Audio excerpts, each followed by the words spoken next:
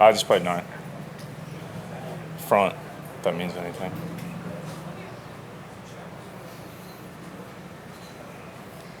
Welcome back. We are joined by 2017 and 2018 U.S. Open champion Brooks Koepka. Brooks, how does it feel to be back at the U.S. Open, and talk a little bit about your front 9 playing on the course so far?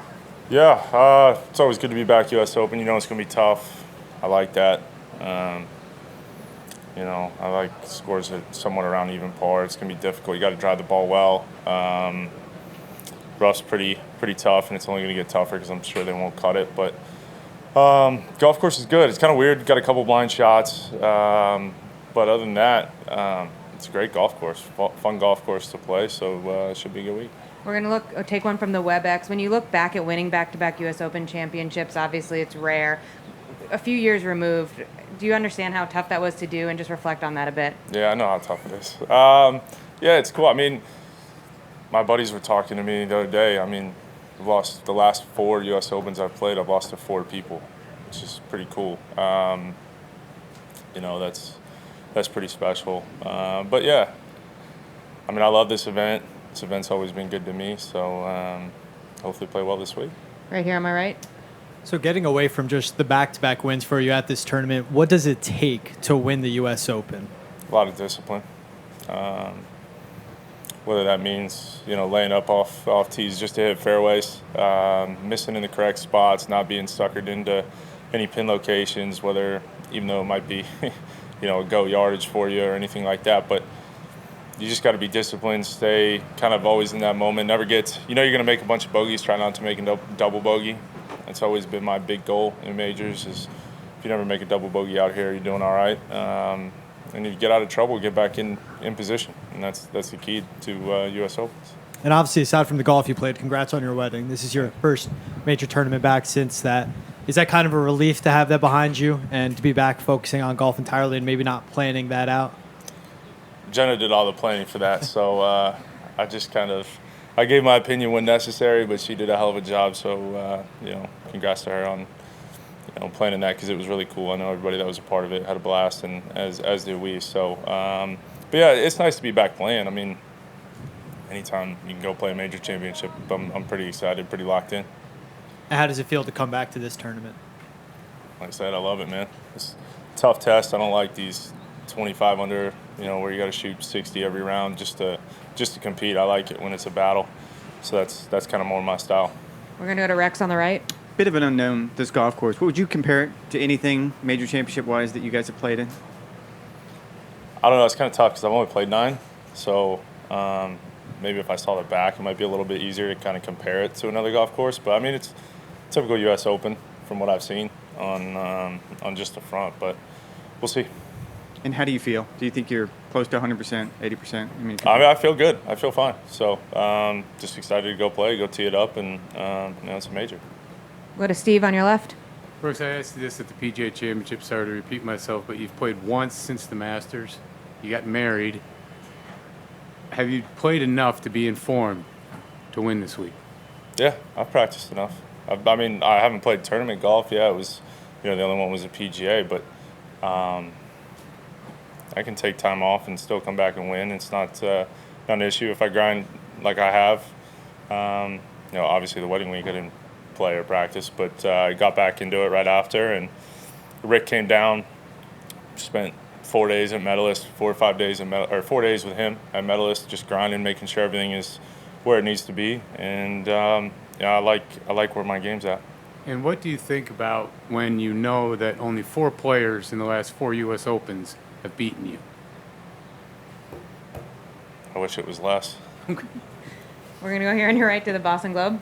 Hi, Brooks. You mentioned you played the front 9. Do you plan on getting out to the back 9, or what else is on the agenda before Thursday? Yeah, today, the same thing I do every major, just play 9 holes every day. Don't want to tire myself out, see enough of the golf course where you can kind of put all your attention into, you know, those 9 holes, because it is long. These practice rounds aren't exactly fun with 3.5 hours for 9 holes, waiting for 5 minutes on every shot. But just play 9, go see the back later today, probably play around noon or so. We got Lavner on your right. Brooks, is there a reason you've only played, you know, twice since the match play? I've had a lot of other stuff going on, man. Yeah. Sometimes, look, golf's great and all. I love it, but at the same time, I got other stuff I got to do. The wedding was a big thing, but just taking care of my body, making sure I'm 100% right. Like I said, the wedding was a big thing too. So now it's over with, I can go play golf. And secondly, obviously Chase played last week, first LIV event. What do you make of the current landscape? It seems the two tours are kind of fracturing the game at the top level. Yeah, I mean, obviously they're both. I mean, Liv's trying to make a big push for golf, and look, I mean, I love my brother. I support him in anything he does. It's family. That's I'll always love and support him. So whatever he does, it's you know, I'm cheering for him. We're gonna go to Stephanie here on your left. Why have you decided to stay on the PGA Tour, and is that a permanent decision? I mean, there's been no other option to this point. So where else are you gonna go? LIV. I mean, as of last week, that's it. I wasn't playing last week, so I'm here. I'm here at the U.S. Open. I'm ready to play U.S. Open. So, and I think it kind of sucks too. Y'all are throwing this black cloud over the U.S. Open, and I mean, it's one of my favorite events, and I don't know why you guys keep doing that, but you know, more legs you give it, the more you keep talking about it. Well, then sorry to ask another question about it, but not sorry enough not to do that.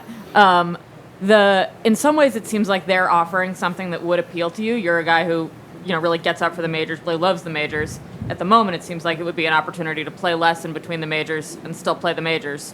What is that attractive to you, or do you prefer your current setup? I mean, I can come out here and play as little weeks as I want. I choose my own schedule regardless what tour I play.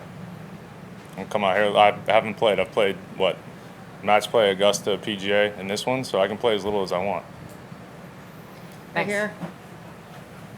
Brooks, what do you expect from the Boston crowd this weekend? And what's it like to be back in this area that loves golf to compete on a massive tournament like this they haven't seen in a long time? Yeah, it's good, man. I love it up here. I got a bunch of my friends are up here. I spend a bunch of time up in this area too, so it's nice to be back. I mean, I love Boston. It's one of the best sporting, or arguably one of the best sporting towns in America. So, you know, they're going to be loud, rowdy, and that's, I mean, I seem to do all right when it's like that. In New York, I do just fine.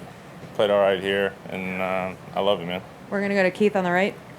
Did Chase say anything about his experience over there at London? With the I haven't talked to him. I mean, I watched a little bit of it. Just we had it on when we were practicing, playing 18 holes. We had it on the phone. All I was doing was just listen for when I heard his name, just to watch him, see how he's doing. Right here on my right.